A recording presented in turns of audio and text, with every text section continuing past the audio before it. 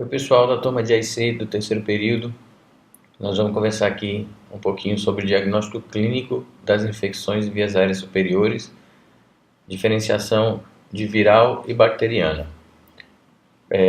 Nossa dinâmica aqui, a gente vai fazer esse momento, vou conversar com vocês, passar algumas informações de anatomia, algumas informações importantes para o diagnóstico, depois vocês em sala de aula vão fazer algumas práticas com a professora Iana, e tirar qualquer dúvida que ainda fique sobre o tema com o professor Vicente, que é o otorrino do colegiado, e assim a gente fecha um ciclo e integra todas as atividades para que a gente possa conhecer um pouco mais sobre esses problemas de infecções de vias aéreas superiores, principalmente no que se refere à diferenciação entre viral e bacteriana. Para começar, antes de começar o assunto, a gente tem que discutir um pouquinho o que é diagnóstico clínico. Aí eu deixei para vocês essa tirinha aí, que é uma conversa de dois médicos, aparentemente um passando o plantão para o outro. E o caso diz o seguinte, um médico pede para passar o caso, ele diz que tem um paciente com dor na região frontal, obstrução nasal há 14 dias. Aí o médico que está pegando o plantão pergunta por que não tratou. Ele respondeu, achei melhor pedir uma radiografia de 6 da face. E aí o resto é piada, né? Então vamos pedir uma dosagem de selênio, ressonância de tornozelo. Como assim? Para que isso? Bom, já que é para pedir exame inútil, então vamos caprichar, né? E aí fica bravo o médico que está saindo do plantão, mas não tem razão para isso, porque se a gente for perceber, é um sintoma clássico aqui de uma obstrução dos seios da face, né? Tá. Em geral, os seios da face não faz parte das vias aéreas, mas está conectado e normalmente a infecção dos seios da face vem em decorrência de algumas infecções de vias aéreas pela comunicação que existe. Então, no caso clínico aqui, paciente há 14 dias com dor em região frontal, obstrução nasal, então está classicamente um caso de sinusite. Obviamente, você precisa fazer uma anamnese completa, exame físico, coisas que a gente vai poder ter a oportunidade de praticar, mas que só isso aí significa que você não precisa de exames complementares, ou seja, muita coisa na medicina vocês vão perceber que o diagnóstico é clínico. Esse é um caso óbvio, pode ter essa situação se acontecendo com recorrência, você precisar lançar mão de algum exame de imagem para saber o porquê dessas infecções estão recorrentes, então tudo isso pode acontecer, mas na situação específica que aparentemente no pronto-socorro, vamos que ele faça o exame, pede o exame e o raio-x vem normal, não vem com alteração nenhuma. Aí o que você faz? Você vai entregar para o paciente e vai dizer, não, pode ir embora, você não tem nada. Ora, ele vai te responder, como assim eu não tenho nada? Eu estou sentindo isso, isso e isso. Então, algumas coisas a gente vai entender na medicina que o diagnóstico é clínico. Mesmo se o exame vem normal, o paciente está sentindo aquilo, você tem que tratar aquilo. Então, a gente vai conversar um pouco sobre esse diagnóstico clínico, tá? E essa diferenciação que também tem alguns exames que são complementares e podem ajudar, mas essa diferenciação muitas vezes você consegue simplesmente com a clínica fazer se a gente está lidando com um problema viral ou bacteriano. Vocês já devem ter ouvido falar, na medicina a gente diz muito que a clínica é soberana, então a gente trata o paciente, não é o exame que a gente trata. E o ideal é que a gente consiga, com anamnese e exame físico, ambos bem feitos, a gente consegue fechar 75% dos diagnósticos, os exames são complementares, né? Então, essa é uma coisa que a gente precisa primeiro entender, que fique claro o que é o diagnóstico clínico, né? Então, é sobre isso que a gente vai conversar um pouquinho aqui hoje. Nossas vias aéreas se dividem macroscopicamente, anatomicamente, em vias aéreas superiores e inferiores. Das vias aéreas superiores nós temos aqui o nariz, parte externa, a parte interna, que inclui fossas nasais, depois faringe, amígdala, laringe, e temos, por exemplo, aqui seios da face, que o seio frontal não faz exatamente parte da via aérea, mas se comunica, como a gente tinha conversado anteriormente, e a partir daí nós temos aqui a transição para as vias aéreas inferiores, que aí a gente já tem traqueia, brônquios, e nos pulmões nós temos os bronquíolos e os alvéolos. Todas essas partes que nós falamos aqui, elas são o trajeto do ar, a função tem função de temperatura, umidificar, tem algumas funções que a gente vai discutir, e só os alvéolos que são a porção final do caminho do ar, é onde ocorrem as trocas gasosas, e todas as outras etapas são o trajeto do ar com algumas funções também, mas a troca de fato ocorre apenas nos alvéolos. Bom, aqui sobre a cavidade nasal, o que a gente tem importante para falar na anatomia é que ela se divide tem essas dobraduras aqui, que são as conchas, que tem por função aumentar a superfície, como acontece, por exemplo, com as vilosidades do intestino. Então, para você ter maior superfície, você tem essa anatomia, e a função aqui é de filtrar, umidificar e aquecer o ar. Então, ela é revestida de cílios. Esses cílios, eles removem as partículas em suspensão. Ela também é revestida de muco, que também tem essa mesma função. Depois a gente vai ver um pouco da característica do muco nessas afecções, e para conseguir diferenciá-las também das virais e bacterianas. Mas esse revestimento do muco com os cílios, ele faz essa função de aquecer e de umidificar, e quando tiver muito frio, a temperatura ele aquece porque ele é muito vascularizado. Então o ar, quando passa nessa região, ele, pela grande vascularização, ele se aquece também, umidifica e é filtrado. Essa grande vascularização, a gente pode perceber, por exemplo, é muito comum sangramento nessa região, as epistaxes, por exemplo, quem tem uma anatomia que facilite isso, ou qualquer lesão aqui, às vezes até pressão alta, hipertensão arterial faz com que haja sangramento aqui devido à grande vascularização, e até por isso, por ser muito vascularizado, é uma via de administração de drogas, né? Os usuários de cocaína administram por essa via.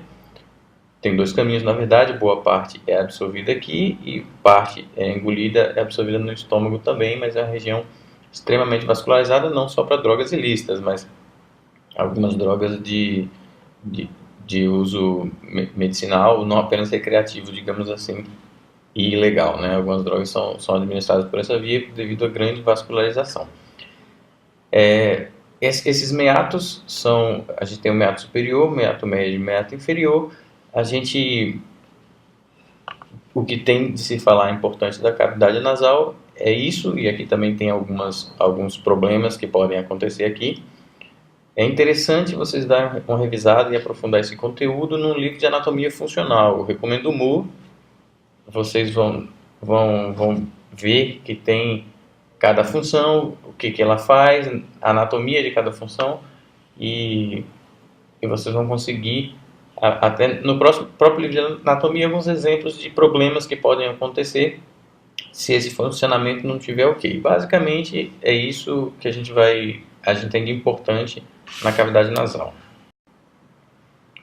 Seguindo aqui, no nosso estudo das vias aéreas, a gente tem a faringe. A faringe, anatomicamente, ela vai se dividir na parte nasal, que é a nasofaringe, a parte oral, que a gente chama de orofaringe, e a parte laríngea, que é a laringofaringe. Se vocês perceberem, aqui na orofaringe, elas se comunicam, essas vias, né? Então, a gente tem os famosos respiradores bucais, né? As pessoas que respiram pela boca por algum problema anatômico ou funcional da cavidade nasal, então tem dificuldade, alguns o tempo inteiro, alguns principalmente quando estão dormindo, mas aí lembre, a gente tem essa via que se comunica, e é possível respirar pela boca, inclusive que a gente precisa de uma via aérea definitiva, num pronto-socorro, alguma coisa, uma intubação orotraqueal, a gente pula esse caminho, né? Faz essa via aérea por aqui, mas lembre-se que essa via aérea não tem as funções que a gente comentou anteriormente, que a cavidade nasal proporciona, que é aquecimento, filtragem de partículas em suspensão, de umedecer o ar. Então, toda essa preparação do ar para chegar na via aérea inferior, para que ocorra a troca, por esse caminho aqui, ela não é feita. Então, existem problemas os respiradores bucais que a gente chama, tem diversos problemas que não é isso o caminho natural. O caminho natural deveria ser toda essa etapa aqui. Bom, pessoal, a gente pode ter então infecções em todas essas regiões que a gente conversou. Podemos ter rinites, faringite, laringite, amidalite, epiglotite. Em todas essas regiões podemos ter infecção e a sintomatologia, se em casos virais ou bacterianos, ela é muito parecida. Mas é possível a gente fazer um diagnóstico clínico da diferença entre uma infecção bacteriana e uma viral, com alguns detalhes que a gente pode observar. Eu vou conversar um pouco sobre esses detalhes com vocês agora. Nenhum deles é patognomônico que vai te garantir essa infecção é viral ou essa infecção bacteriana, mas a observação criteriosa, uma anamnese bem feita, um exame físico bem feito vai te dar algumas informações desses detalhes que você pode, na soma da avaliação desses detalhes, você definir com uma boa precisão se a gente está tratando de uma infecção viral ou de uma infecção bacteriana. Então, por exemplo, uma primeira coisa que a gente tem que ver é a história clínica, ou seja, um paciente que foi para uma região fria, ficou em um ambiente fechado com um outro paciente que estava gripado.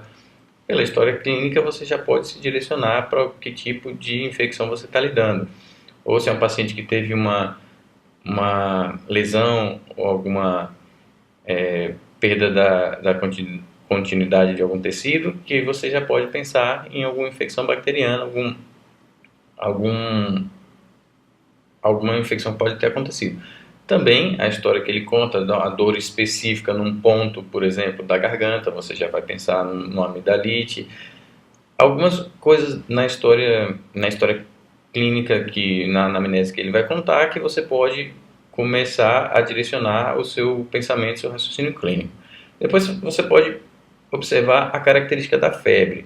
A gente sabe que existem infecções virais que a febre pode ser muito alta, por exemplo, tá agora essas arboviroses como chikungunya, como a dengue, que são doenças virais e que a febre é possível que seja febre acima de 40 graus, mas em geral, nas vias aéreas superiores, a febre de uma infecção viral, ela não é alta, ela em geral não chega a 39. E com o tempo, essa febre vai cedendo e vai melhorando. Já nas infecções bacterianas, a febre já é mais alta, em geral ela passa de 39, e com o tempo essa febre vai piorando. Então, essa é uma característica importante, é a característica da febre que você deve observar na diferenciação.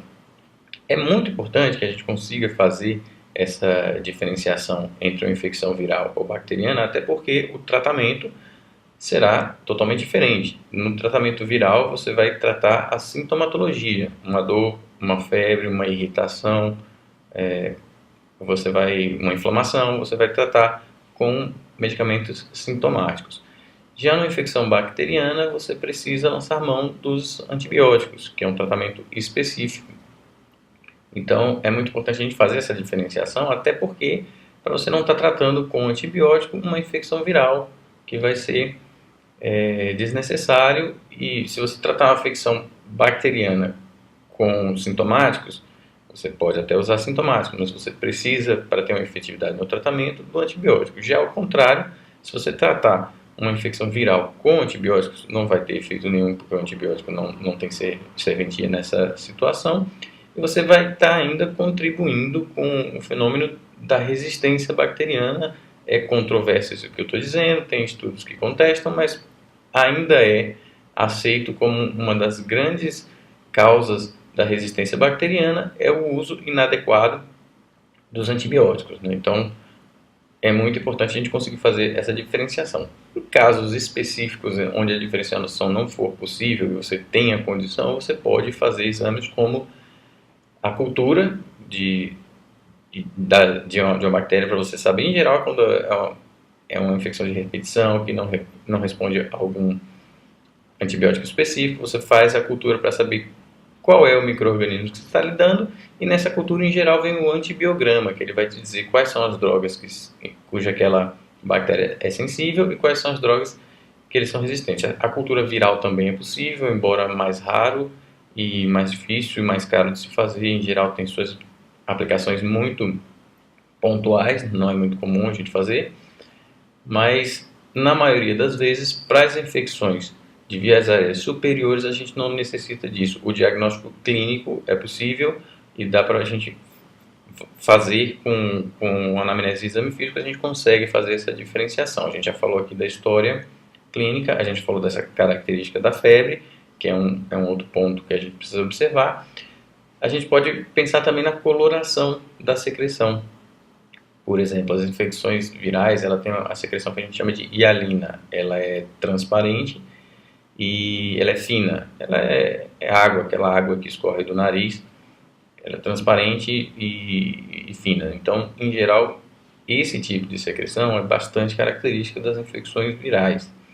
As infecções bacterianas já têm uma coloração diferente, amarelada, esverdeada, já é uma secreção mais grossa. Então, não é problema nenhum você pedir e perguntar ao paciente qual é a cor do catarro. Você tem que fazer isso. Ele falou, não, está escorrendo o nariz. Qual é a cor? Está tossindo? Tem catarro? Tem. Qual é a cor do catarro? Se ele não sabe dizer, não olhei, manda ele assoar o nariz ali na sua frente, dá um guardanapo para ele, você tem que olhar. A informação é importante você saber. Fala para ele tossir, tentar expectorar e você vê a coloração daquela secreção, porque é um fator muito importante para a gente definir, somado aos outros, né, que tipo de tratamento a gente vai fazer baseado no diagnóstico clínico se é infecção viral ou bacteriana. Outra observação que você pode fazer é no exame físico, você pode ver placas. Eu vou mostrar depois algumas imagens para vocês entenderem. Você pode ver ali placas bacterianas e ali você já viu. Bom, estamos falando aqui de uma infecção bacteriana. A infecção viral você vai ver uma hiperemia, você vai ver uma irritação, você não vai ver placas. Então, é um fator importante você, na parte que você pode visualizar, obviamente, na orofaringe. Então, você não tem um fator patognomônico que vai te dizer se aqui é viral ou bacteriano, mas é possível sim, muito tranquilamente, com a prática vocês vão perceber, você conseguir diferenciar uma infecção bacteriana de uma infecção viral. Bom, pessoal, vou botar umas imagens para vocês, para que a gente entenda um pouco da diferenciação entre infecções virais e bacterianas. Obviamente que nossa intenção aqui é um diagnóstico clínico, não é o diagnóstico com exame complementar, mas aqui eu coloquei para ilustrar, porque vocês vão ter uma prática de exame físico, então para vocês entenderem anatomicamente o que está acontecendo e onde está a secreção. Se vocês forem ver aqui, esse aqui é um raio-x simples, você pode notar aqui no lado esquerdo, lembrar da posição anatômica, tá, pessoal? O lado direito da gente é o lado esquerdo do paciente. E você vê que tem um nível hidroaéreo aqui. Então, essa parte mais escura é ar e essa parte aqui, provável secreção.